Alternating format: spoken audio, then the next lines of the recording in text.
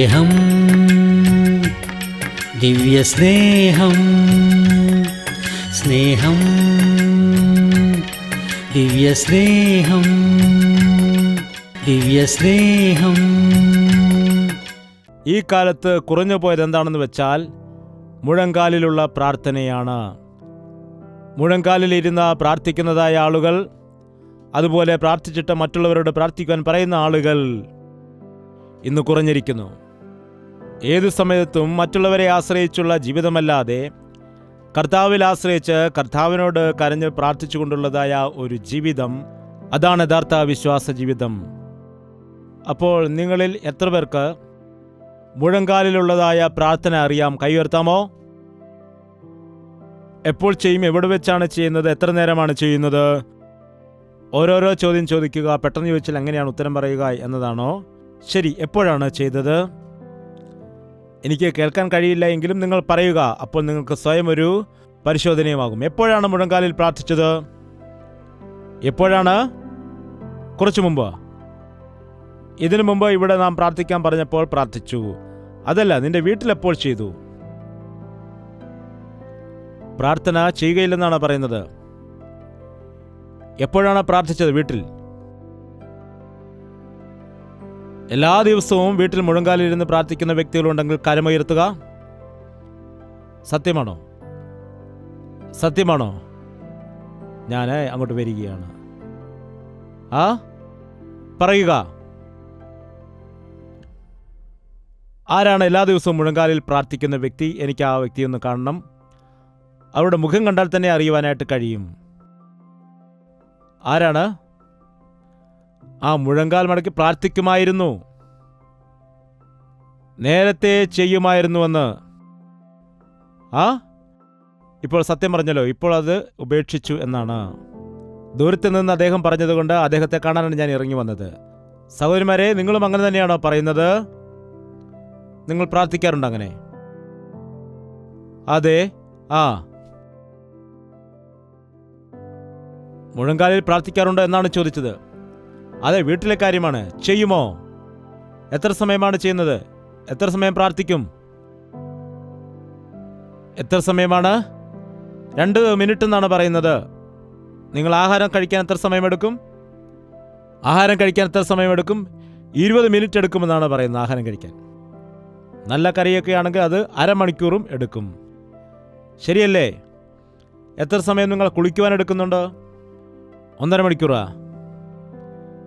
തലയിൽ എണ്ണയൊക്കെ വെച്ചിട്ടാണെങ്കിൽ 1.5 മണിക്കൂർ എടുക്കും. നിങ്ങൾ ഇരിക്കുമ്പോൾ അത് നന്നായിട്ടിരിക്കുകയാണെങ്കിൽ നല്ലതാണ്. കാരണം യേശുക്രിസ്തു എന്തെങ്കിലും ചെയ്യുന്നതിന് മുൻപായിട്ട് യേശു പറയുമായിരുന്നു, നിങ്ങൾ പന്തികളായിട്ട് ഇരിക്കുക എന്ന്. പന്തി എന്ന് പറയുമ്പോൾ അർത്ഥം എന്താണ്? ലൈനായിട്ട്. എത്ര പേരുണ്ടായിരുന്നു ആ പന്തിയിൽ? 50 പേരുണ്ടെന്ന് എണ്ണവും പറയാനിടയായി. എന്താണ്? നാം ആണെങ്കിൽ നമുക്ക് ഇഷ്ടമുള്ളതുപോലെയാണ് ഇരിക്കുന്നത്. യേശുക്രിസ്തു ചിട്ടയുള്ളവനായ ഒരു ദൈവമാണ്. നാമും ചിട്ടയോടെ ജീവിക്കുവാൻ അവൻ ആഗ്രഹിക്കുന്നു. ഇതിനു മുമ്പ് ഈ സ്ഥലത്ത് മീറ്റിംഗ് വെച്ചപ്പോൾ വന്നതായ ആളുകളുണ്ടെങ്കിൽ കരമുയർത്താമോ? നിങ്ങൾ മാത്രമേ. കാപ്പവാരത്ത് മീറ്റിംഗ് വെച്ചപ്പോൾ വന്ന ആളുകളുണ്ടെങ്കിൽ എന്ന് പറയാമോ? ഹല്ലേലൂയ. നിങ്ങളെല്ലാം കണ്ടതിൽ വളരെ സന്തോഷമുണ്ട് എനിക്ക്. 1983 വർഷം എൻ്റെ വിവാഹം കഴിഞ്ഞുള്ള 15-ാം ദിവസം ഇവിടെ ഞാൻ ശുശ്രൂഷ ആരംഭിച്ചതാണ്. അന്ന് എനിക്ക് ആരെയും അറിയില്ലായിരുന്നു. ഇപ്പോൾ ടി വിയിൽ കൂടി എല്ലാവർക്കും എന്നെ അറിയാം. അന്ന് ടി വിയിൽ കൂടിയുള്ളതായ വചന ശുശ്രൂഷ ഇല്ലായിരുന്നു, അതുപോലെ ടി വിയും ഇല്ലായിരുന്നു. അതുകൊണ്ട് ആർക്കും എന്നെ അറിയില്ലായിരുന്നു. അങ്ങനെ 10 വർഷക്കാലം ചെന്നൈയിൽ താമസിച്ച്, തമിഴരുടെ ഇടയിൽ താമസിച്ച്, പെട്ടെന്നൊരു ദിവസം ആന്തരിക്ക് വന്നപ്പോൾ എങ്ങനെ ആളുകൾ മനസ്സിലാക്കും? ആർക്കും എന്നെ അറിയില്ലായിരുന്നു. എന്തു ചെയ്യണമെന്ന്, ദൈവം എന്തിനെന്നെ അയച്ചു എന്ന് എനിക്കറിയില്ലായിരുന്നു. ഞാൻ അവിടെ ഇരുന്ന് കരയുമായിരുന്നു. കർത്താവ്, എന്തിനാണ് എന്നെ ഇങ്ങോട്ട് അയച്ചത്? ഇവിടെ നല്ലൊരു അധികാരിയില്ല, നല്ലൊരു ഷോപ്പില്ല, എനിക്കറിയാവുന്ന ആരും തന്നെ ഇവിടെ ഇല്ല. എന്നെ ആരാണ് പ്രസംഗത്തിന് വിളിക്കുന്നത്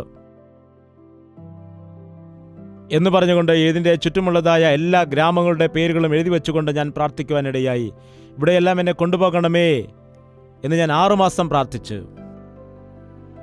പെനുകൊണ്ടയിലുള്ളതായ ബോയ്സ് ഹോസ്റ്റലിൽ ചെന്നിട്ട് അവിടെ ഉണ്ടായിരുന്നതായ കുട്ടികളെല്ലാം വിളിച്ചുകൂട്ടി അവരോട് ഞാൻ ദൈവത്തിൻ്റെ വചനം പ്രസംഗിക്കുമായിരുന്നു. അതുപോലെ തണുക്കിലുമുള്ളതായ ബോയ്സ് ഹോസ്റ്റലിൽ ആ ബസ് സ്റ്റാൻഡിനടുത്ത് അവിടെ ഞാൻ ദൈവത്തിൻ്റെ വചനം പ്രസംഗിച്ച് അവരോട് സംസാരിക്കുമായിരുന്നു. ആ യൗവനക്കാർ മാനസാന്തരപ്പെട്ടു. അവിടെ ഒരു പയ്യൻ മാനസാന്തരപ്പെട്ട് രക്ഷിക്കപ്പെടാനിടയായി. എന്നോട് പറഞ്ഞു, എൻ്റെ നാട്ടിൽ വന്നിട്ട് അങ്ങ് മീറ്റിംഗ് വയ്ക്കണമെന്ന്. ഞാൻ പറഞ്ഞു, അവിടെ മീറ്റിംഗ് സംഘടിപ്പിക്കാൻ എൻ്റെ കയ്യിൽ പണമില്ല എന്ന്. അവൻ പറഞ്ഞു, ഞാൻ പണം തരാമെന്ന്. BA പഠിക്കുന്ന നിൻ്റെ കയ്യിൽ എങ്ങനെയാണ് പണം വന്നത് എന്ന് ഞാൻ ചോദിച്ചു. അവൻ പറഞ്ഞു, വെക്കേഷൻ സമയത്ത് വയലിൽ പോയിട്ട് കൂലിവേല ചെയ്ത് ഞാൻ ആ കിട്ടിയ പണമൊക്കെ മാറ്റിവെച്ചിട്ടുണ്ട്. അതുകൊണ്ട് ഞാൻ ഒരു മൈക്ക് സംഘടിപ്പിച്ച് തരാം, അങ്ങ് വന്നിട്ട് എൻ്റെ നാട്ടിൽ സുവിശേഷം പ്രസംഗിക്കണമെന്ന് പറഞ്ഞു. അങ്ങനെ അവിടെ വന്ന് വചനം പ്രസംഗിച്ചപ്പോൾ കുറേ യൗവനക്കാർ മാനസാന്തരപ്പെട്ടു. അതിൻ്റെ തൊട്ടടുത്ത പ്രദേശത്തും എനിക്ക് വചനം സംസാരിക്കാൻ കൃപ കിട്ടി. പിന്നീട് ഞാൻ യൂത്ത് മീറ്റിങ്ങുകളൊക്കെ അവിടെ സംഘടിപ്പിച്ച സമയത്ത് ചുറ്റുപാടുമുള്ളതായ അനേകം ഗ്രാമങ്ങളിൽ നിന്ന് അനേകം യൗവനക്കാർ MAയ്ക്കും BAയ്ക്കും ഒക്കെ പഠിക്കുന്ന ആളുകൾ വരാനിടയായി. അങ്ങനെ ദൈവത്തിൻ്റെ വചനം സംസാരിച്ച് മുൻപോട്ട് പോകുന്നപ്പോൾ ദൈവത്തിൻ്റെ വചനത്താൽ ജനം മാനസാന്തരപ്പെടുവാൻ ആരംഭിച്ചു. അങ്ങനെ പല പല ഗ്രാമങ്ങളിലും ഞാൻ ശുശ്രൂഷകളും മീറ്റിങ്ങുകളും സംഘടിപ്പിക്കുവാനിടയായി. യൂത്ത് മീറ്റിങ്ങുകൾ സംഘടിപ്പിക്കുവാൻ ഇടയായി. ആ യൂത്ത് മീറ്റിങ്ങുകളിൽ ഒരുപാട് പേർ മാനസാന്തരപ്പെടുവാനിടയായി. പ്രത്യേകിച്ച് ഒരുപാട് യൗവനക്കാർ മാനസാന്തരപ്പെടുവാനിടയായി. കാപ്പവാരം സ്ഥലത്ത് ഞാൻ യൂത്ത് മീറ്റിംഗ് വെച്ചിട്ടുണ്ട്. അതുപോലെ തന്നെ നർസാപൂർ എന്ന സ്ഥലത്ത്, അതിനടുത്തുള്ള ഗ്രാമങ്ങളിൽ.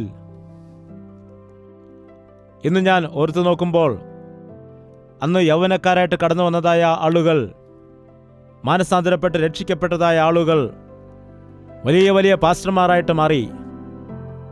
എന്നേക്കാൾ വലിയ പാസ്റ്റർമാരായിട്ടുണ്ട്. എൻ്റെ അടുക്കൽ വരില്ല, ഞാൻ തന്നെ അവരെ പോയി കാണണം. അതുപോലെ എൻ്റെ മക്കളെല്ലാം കുഞ്ഞുകുട്ടികളായിരുന്നതായ സമയത്ത് ഇവിടെ ഉണ്ടായിരുന്നതായ അനേകം ആളുകൾ ഞങ്ങൾ ഒരുപാട് രീതിയിൽ സഹായിച്ചിട്ടുണ്ട്. ഞങ്ങളുടെ കുഞ്ഞുങ്ങളെ സ്കൂളിൽ കൊണ്ടുപോയിട്ടുണ്ട്. ഈ ദേശത്ത് ഞങ്ങൾ താമസിച്ചിരുന്ന സമയത്ത് ഞങ്ങൾ ഒരുപാട് സന്തോഷിച്ചു, ഒരുപാട് ആനന്ദിച്ചു. എന്നാൽ ഇന്ന് അതിൻ്റെ ഫലമായി ഒരുപാട് പേർ ദൈവദാസന്മാരായിട്ടുണ്ട്. എണ്ണി നോക്കുമ്പോൾ വളരെ അത്ഭുതം എനിക്ക് തോന്നുന്നു. അങ്ങനെ നോക്കുന്ന സമയത്താണെങ്കിൽ കാപ്പവാരത്ത്, അതുപോലെ വിശാഖപട്ടണത്ത്, ഹൈദരാബാദിൽ അതുപോലെ അനേകം ദൈവദാസന്മാരുണ്ട്. അതുപോലെ അനേകം ഗ്രാമങ്ങളെ നോക്കുന്ന സമയത്ത് അവിടെയെല്ലാം ഇവിടെ നിന്ന് കടന്നു പോയതായ പാസ്റ്റർമാരെ കാണാം. യൗവനക്കാരനായി മീറ്റിംഗിന് വന്ന ഒരു വ്യക്തി ഇപ്പോൾ ദൈവദാസനായിട്ട് 4 സഭയും പണിയുവാനിടയായി എന്ന് പറഞ്ഞു. ഇങ്ങനെ ദൈവം ഈ കൽവറി ഇവാഞ്ചലിക്കൽ ഫെലോഷിപ്പിനെ ഒരുപാട് അനുഗ്രഹിക്കുവാനിടയായി. ഞാനൊരു ബിഷപ്പായിട്ട് ഇരിക്കുന്നില്ല, എന്നാൽ എത്രയോ ആളുകൾ ഈ ശുശ്രൂഷകളിൽ കൂടി ദൈവത്തിൻ്റെ ദാസന്മാരായിട്ട് ഒരുക്കാൻ കഴിയുമോ?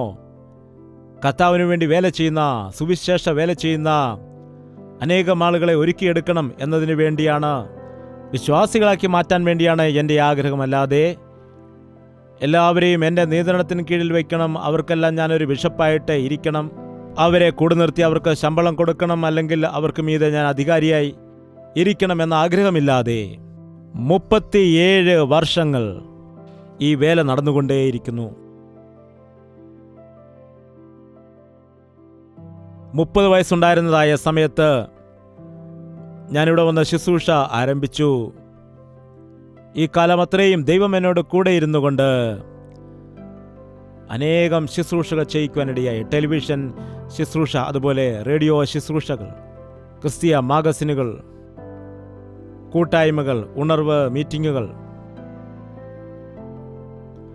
അതുമാത്രമല്ല, എൻ്റെ വലിയ സന്തോഷം എന്താണെന്ന് വെച്ചാൽ എൻ്റെ 3 ആൺമക്കളും ദൈവത്തിൻ്റെ വേലയിൽ തന്നെ പ്രവർത്തിക്കുന്നു. അവർക്ക് കർത്താവ് കൊടുത്തതായ പ്രത്യേകം താലന്തുകൾ വെച്ച് അവർ ശുശ്രൂഷ ചെയ്ത് മുൻപോട്ട് പോകുന്നു. കഴിഞ്ഞ 2 വർഷങ്ങൾക്ക് മുമ്പ് ഞങ്ങൾ 4 പേരും ഒരുമിച്ച് തന്നെ ഒരേ മീറ്റിങ്ങിൽ തന്നെ ഒരുമിച്ച് ഒരേ മിനിസ്ട്രിയിൽ തന്നെയായിരുന്നു പ്രവർത്തിച്ചത്. അവർ കുട്ടികളായിരുന്ന സമയത്ത് എന്നോടൊപ്പമായിരുന്നു അവൾ വളർന്നത്. എന്നോട് കൂടെ ഇരുന്ന് ശുശ്രൂഷയിൽ ഭാഗവാക്കായി. അങ്ങനെ അനേകം കാര്യങ്ങൾ പഠിക്കുവാനിടയായി. അവർ 30-32 വയസ്സ് വരെ ഓരോരുത്തരും എൻ്റെ കൂടെ തന്നെയായിരുന്നു. എൻ്റെ കൂടെ നിന്നുകൊണ്ടാണ് അവർ ബൈബിൾ ട്രെയിനിങ് പൂർത്തിയാക്കുവാനും ഇടയായത്. അതുപോലെ കഷ്ടത അനുഭവിക്കുകയും പ്രാർത്ഥിക്കുകയും വിശ്വാസത്തോടെ നിലനിൽക്കുകയും ആത്മഭാരത്തോടുകൂടി ദൈവത്തിൻ്റെ ഹിതം മനസ്സിലാക്കി അതിനനുസരിച്ച് പ്രവർത്തിക്കുകയും ചെയ്യുക എന്നുള്ളതായ കഠിനമായ പാഠങ്ങൾ പ്രാക്ടിക്കലായിട്ട് യേശുവിൻ്റെ ശിഷ്യന്മാർ 3.5 വർഷക്കാലം യേശുവിനോട് കൂടെ തന്നെയായിരുന്നു. യേശു കഴിച്ചതായിരുന്നു അവരും കഴിച്ചത്. അവൻ താമസിച്ചെടുത്ത് അവരും താമസിച്ചു. അതിനുശേഷം അവർ വലിയ ദൈവദാസന്മാരായിട്ട് മാറി. കർത്താവ് കടന്നുപോയപ്പോൾ ദൈവം അവരെ അഭിഷേകം ചെയ്തു. അങ്ങനെ 12 ശിഷ്യന്മാരും ലോകം മുഴുവനും സുവിശേഷം പ്രസംഗിച്ചു. അതേ ആഗ്രഹത്തോടുകൂടി, അതേ ഉദ്ദേശത്തോടുകൂടി ഈ ലോകത്തിൽ എൻ്റെ മക്കൾ നല്ല അധികാരങ്ങൾ നേടിയെടുക്കണം, നല്ല വിദ്യാഭ്യാസം അവർ നേടിയെടുക്കണം, അവർ വിദേശത്തൊക്കെ പോയി ജോലി ചെയ്യണം, അവിടെ ബൈബിൾ ട്രെയിനിങ് പൂർത്തിയാക്കി അവിടെ പ്രവർത്തനം ചെയ്ത് അവിടെ നിന്ന് ഫോറിൻ മണിയൊക്കെ വരുത്തണം എന്നുള്ളതായ ആശകളൊന്നുമില്ലായിരുന്നു. എൻ്റെ മക്കൾ അങ്ങനെ തന്നെ വളർന്നു വന്നതുകൊണ്ട് അവർക്ക് നല്ല കഴിവുകൾ ഉണ്ടായിരുന്നപ്പോഴും, നല്ല പേഴ്സണാലിറ്റി ഉണ്ടായിരുന്നപ്പോഴും, ഒരുപാട് ടാലൻറ്റുകൾ ഉണ്ടായിരുന്നപ്പോഴും വിശ്വാസത്തിൻ്റെ മാർഗത്തിൽ ജീവിക്കാനാണ് ആഗ്രഹിച്ചത്. അല്ലാതെ വഴിതെറ്റിപ്പോകുവാൻ, വിശ്വാസത്തിൽ വീണു പോകുവാനിടയായില്ല.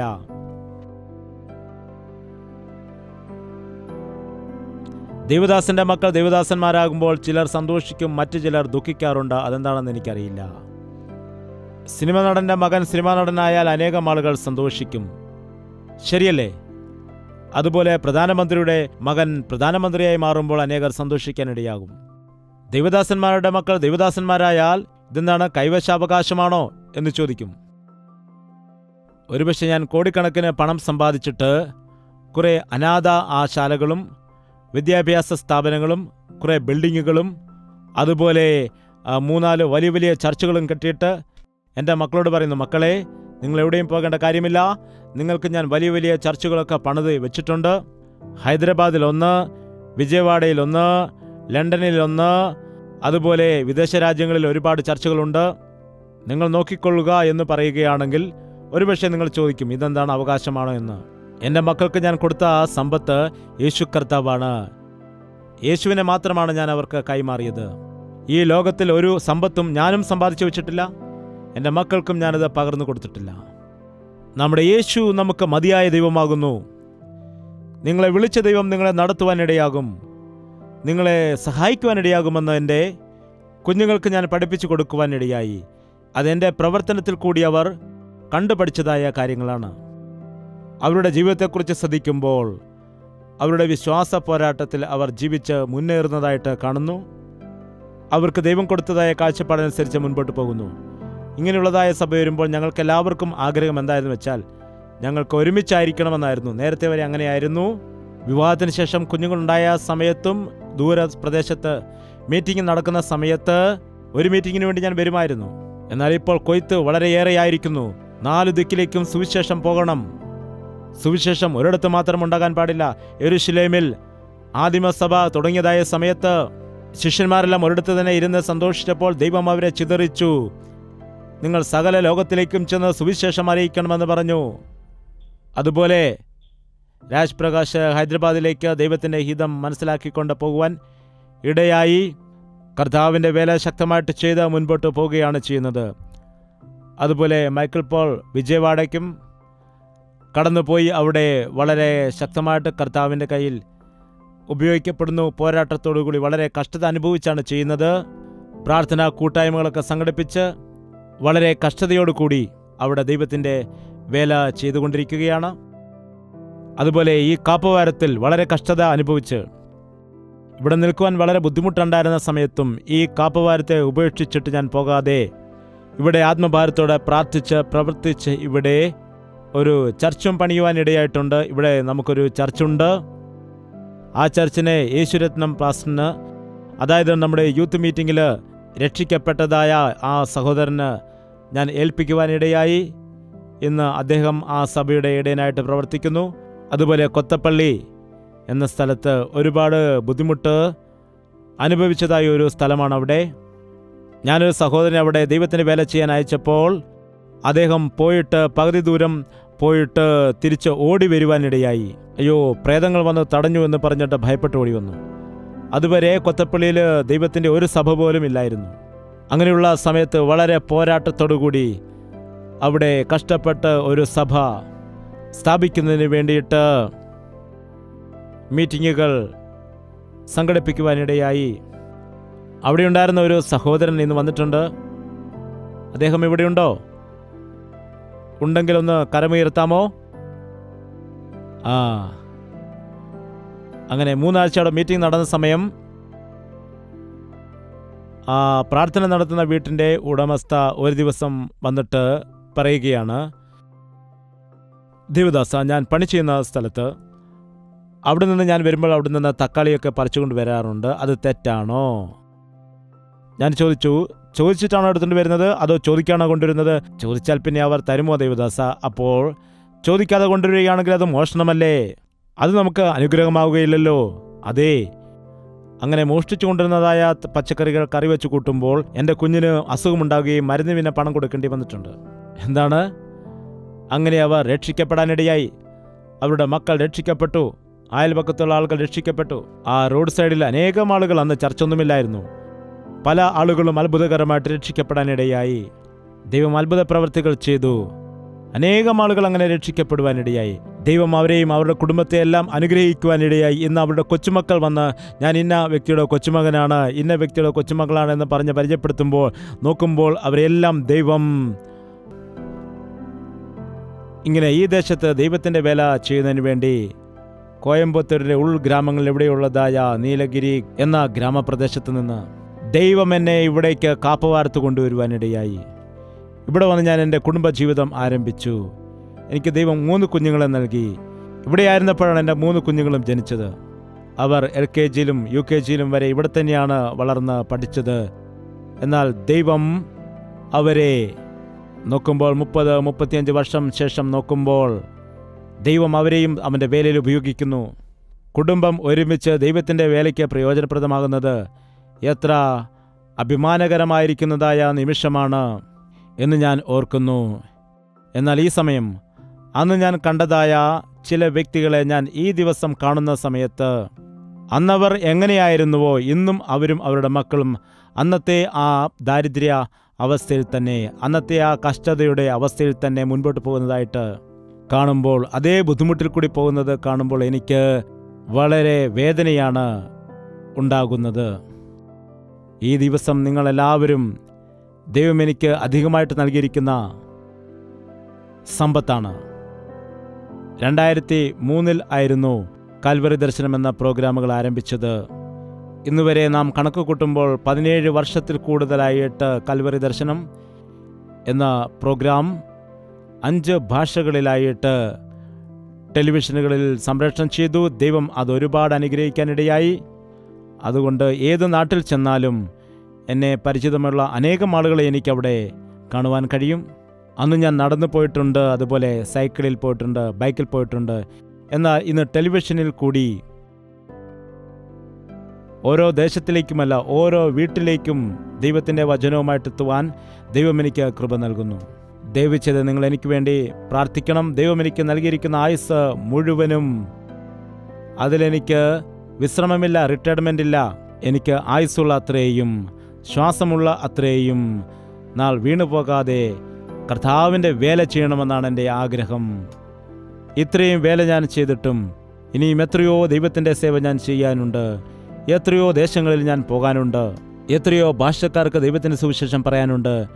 ദൈവത്തിൻ്റെ എത്രയോ വലിയ പദ്ധതികൾ നിറവേറ്റുവാനുണ്ട്.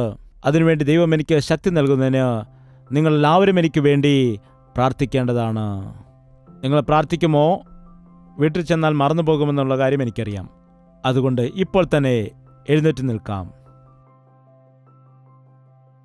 പ്രാർത്ഥിക്കാം. എഴുന്നേൽക്കുക, എല്ലാവരും എഴുന്നേറ്റ് നിൽക്കുക. എൻ്റെ കുടുംബം മുഴുവനും ദൈവത്തിൻ്റെ രാജ്യത്തിലായിരിക്കണം. ഞാനും എൻ്റെ കുടുംബവും ദൈവത്തിനു വേണ്ടി ജീവിക്കണം എന്നുള്ള ഒരു തീരുമാനമെടുക്കുക. എഴുന്നേറ്റ് നിൽക്കാം. പ്രാർത്ഥനയിൽ കൂടി പരിശുദ്ധാത്മാവ് വലിയൊരു പ്രവൃത്തി നിങ്ങളിൽ ചെയ്യാനിടയാകും. നിന്റെ മക്കൾ പ്രയോജനമില്ലാത്തവരാണെങ്കിൽ, അനുസരണമില്ലാത്ത മക്കളാണ് എങ്കിൽ ദൈവസന്നിധിയിലേക്ക് അവരെ കൊണ്ടുവരിക. അവരുടെ പേര് കർത്താവിനോട് പറഞ്ഞാൽ മതി. അവർ എവിടെയുണ്ടെങ്കിലും കർത്താവ് അവരെ പിടിക്കും. എല്ലാവരും കണ്ണുകൾ അടയ്ക്കുക. പ്രാർത്ഥന. പരിശുദ്ധനായ സ്നേഹമുള്ള ഞങ്ങളുടെ പിതാവേ, ഞങ്ങളുടെ ഹൃദയങ്ങളിലേക്ക് നോക്കണമേ. ഞങ്ങളെ നീ ശുദ്ധീകരിക്കണമേ അപ്പാ. ഞങ്ങളെ പ്രയോജനമുള്ള വ്യക്തികളാക്കി മാറ്റണമേ. ഏത് ഭാരത്തോടുകൂടി, ഏത് ബുദ്ധിമുട്ടോടുകൂടി, കഷ്ടതയോടുകൂടിയാണ് നിന്റെ മക്കൾ നിന്റെ സന്നിധിയിൽ വന്നിരിക്കുന്നത്. എൻ്റെ യേശു എന്നെ തൊടുവാനിടയായി, എന്നോട് അവൻ സംസാരിക്കാനിടയായി. എൻ്റെ കണ്ണുനീരവൻ തുടച്ചു മാറ്റി. എനിക്ക് വിടുതൽ നൽകുവാനിടയായി. എനിക്ക് രോഗത്തിന് സൗഖ്യം നൽകി. എൻ്റെ പക്ഷത്ത് നിന്ന് കർത്താവ് പോരാടിക്കൊണ്ട് എനിക്ക് ജയം നൽകിയിരിക്കുന്നുവെന്ന വിശ്വാസത്തോടുകൂടി കടന്നു പോകാൻ ഞങ്ങളെ സഹായിക്കണമേ. ക്രിസ്തുവിൻ്റെ സ്വരൂപം ഞങ്ങളുടെ ജീവിതത്തിൽ വെളിപ്പെട്ടു വരുവാൻ ഞങ്ങളെ സഹായിക്കണമേ. ഞങ്ങളെ നീ വിശുദ്ധീകരിക്കണമേ അപ്പാ. നിന്റെ വചനത്താൽ ഞങ്ങളെ കഴുകണമേ. മുഴങ്കാലിലുള്ള പ്രാർത്ഥന പഠിപ്പിക്കണമേ. കഷ്ടത വന്നാലും, ബുദ്ധിമുട്ട് വന്നാലും, പ്രതികൂലം വന്നാലും, ദാരിദ്ര്യം വന്നാലും, നിന്നയാണെങ്കിലും ഒറ്റപ്പെടലാണെങ്കിലും നീ ഞങ്ങൾക്ക് വേണ്ടി എല്ലാം സഹിച്ചതുകൊണ്ട് ഞങ്ങളെ അതിൽ നിന്നെല്ലാം വിടുവിക്കുമാറാകണമേ. രക്ഷയുടെ ആനന്ദത്താൽ ഞങ്ങളുടെ ഹൃദയത്തെ നീ നിറയ്ക്കണമേ. തലമുറ തലമുറയായിട്ട് നിന്റെ അനുഗ്രഹത്തെ പ്രാപിച്ചുകൊണ്ട് നിന്നോടൊപ്പം ജീവിക്കുവാൻ ഞങ്ങളെ എല്ലാവരെയും നീ സഹായിക്കുമാറാകണമെന്ന് യേശുക്രിസ്തുവിൻ്റെ നാമത്തിൽ അപേക്ഷിക്കുന്നു പിതാവേ. നമ്മുടെ പിതാവായ ദൈവത്തിൻ്റെ സ്നേഹവും പുത്രനായ യേശുക്രിസ്തുവിൻ്റെ കൃപയും ആശ്വസിപ്പിച്ച് വഴി നടത്തുന്ന പരിശുദ്ധാത്മാവിൻ്റെ കൂട്ടായ്മയും സഹവാസവും നാം ഓരോരുത്തരോടും നാം പ്രാർത്ഥിച്ച സകല വിഷയങ്ങളോടും ഇന്നു മുതൽ എന്നേക്കും ഉണ്ടായിരിക്കുമാറാകട്ടെ. ആമേൻ, ആമേൻ, ആമേൻ.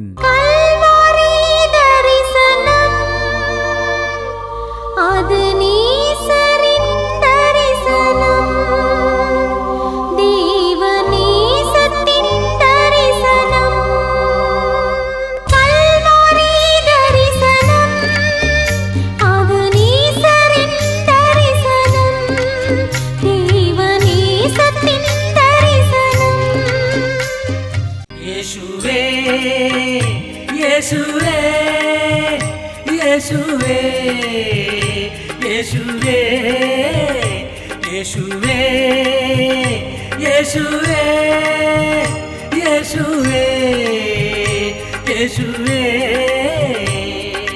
നിന്നെ നിന്നെ എന്നും ഞാൻ സേവിക്കും. നീ മാത്രം രാജാവെന്നും. നിന്നെ നിന്നെ എന്നും ഞാൻ സേവിക്കും. നീ മാത്രം രാജാവെന്നും. യേശുവേ യേശുവേ യേശുവേ യേശുവേ യേശുവേ യേശുവേ യേശുവേ യേശുവേ യേശുവേ യേശുവേ യേശുവേ യേശുവേ യേശുവേ യേശുവേ